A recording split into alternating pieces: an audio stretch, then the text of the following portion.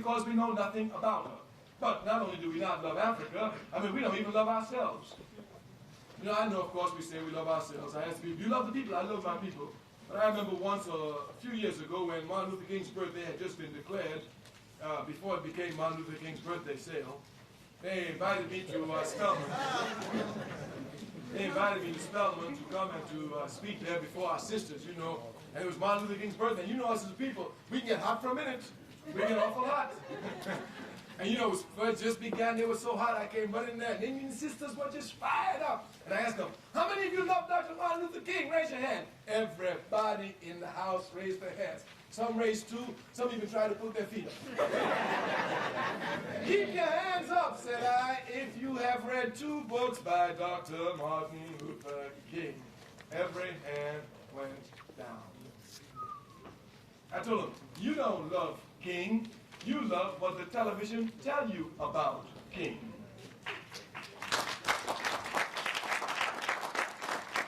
When you love somebody, you want to know everything there is to know about that somebody. Brother, let me tell you, I don't know you, but I bet you. If you find a little girlfriend and you say you love her, I mean, you want to know everything about you. Who was you with before you was with me? What you want?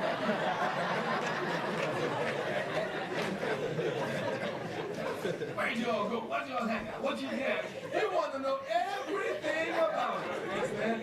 If you say you love her, guess what I'm talking about? You want to know what relations you have with everybody else. You understand? Now, if you say you love your people, how can you not want to know anything about your people? If you say you love your people, you want to know everything there is to know about your people. If you love your people. You know, Secretary of Africa says, in the mouth, all human beings are equal. We can all say the same things. It's only in actions that we differentiate who's who. If you say you love your people, how can you possibly say you love your people without knowing their history? Yet Africans in America will come to institutions, get educated, know nothing about the history of their people, and they tell you, I love my people. Yes, if I know I won't embarrass you, I'm ask you how many love your people, because all you raise your hands. How many work for your people? Brother Kwame, we love our people. I hear you. Yes. If you love your people, you have to be studying the history of your people. And if you know what your role is as a student, whose job it is to perpetuate the values and institutions of a system, then knowing that this system is against our people, both in its values and its institutions, you must be about acquiring knowledge, helping to find those values and those institutions that will help our people on their way to freedom. This can only be done by, in the first instance, studying your people's history. This can only be done in the first instance by studying your people's history. It is only when you know where you come from that you know where you're going. Oh, like that great man, the Honorable Marcus Garvey tells us, a people without their history is like a tree without its roots. Said clearly. Consequently, and that's why it's true, you know, because we don't have any roots. We cling to anything. That's why we cling to the enemy so quickly. America, we're going to find a better slave master. Brother told me, you want us to go back to Africa? What are we going to do? We go back to Africa. How are we going to make it? You came here as a slave. If you came here as a slave and you made it, you can go anywhere in the world and make it, especially in Africa. And the capitalists is a confusion. I mean, they have so much confusion, even to get us to look to Africa. You know what one told me the other day? I heard that in Africa, they don't like us. I mean, those of us out here in America, they don't like us. That's what I heard. I heard that if we go there, they won't accept us. So, well, that may be true. But one thing is true. I know where you're not accepted. I know where you're not accepted. And I know where you got to fight for everything. And I just tell you, if you got to fight to be accepted in America, and you got to fight to be accepted in Africa, just decide where you have your best chance of permanent success. It's as simple as that. Matter of fact, I'll put you in Africa. Once you learn the language, Jack, you pass. But everybody here speaks English. Matter of fact, you don't speak no other language, and you'll never pass. Yes. We're just giving examples of the role of students. We say the role of students is to perpetuate the values and institutions of the society. to come to analyze these values. But if you accept the values without analyzing them, you pass them out like Columbus discovered America in 1492. If you pass out these values without questioning them, you are working against your people, because the education in this country is against your people. Consequently, it means that everything you hear about your people from this system, you have to question, go do research, and find out for yourself. This must be properly understood. We do not mean now that when you find out for yourself, you find out by yourself. No. You find out with others, but you come to the truth with others for your own self. That is to say that your individual participation is absolutely necessary, but your individual participation is absolutely unnecessary by itself. Oh, this is one other trick they tell us in education. Many of you can be so confused by the ideas and values of the society, for example, that you may really think that in order to help your people, you first have to get above your people and then pull them up. People say this. People actually say this.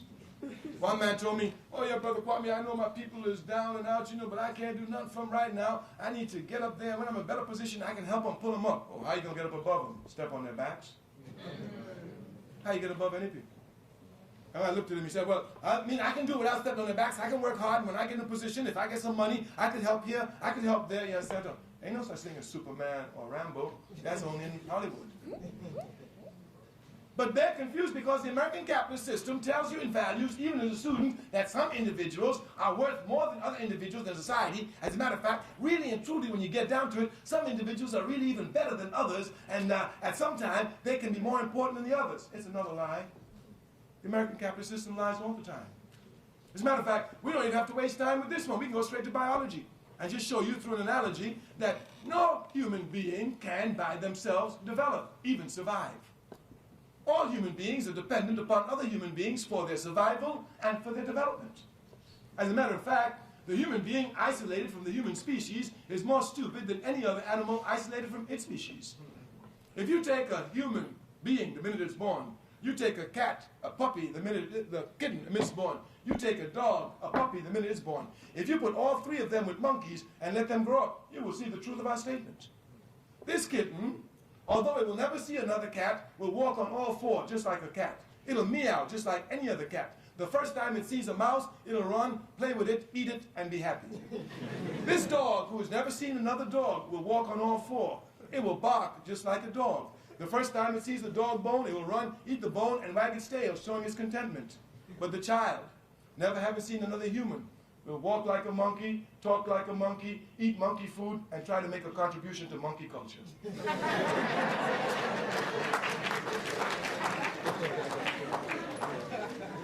It's clear here. Thus it's clear. No human being can develop outside of other human beings. You need human beings to develop. Therefore, the individual cannot be more important. Not only that, even for the very survival.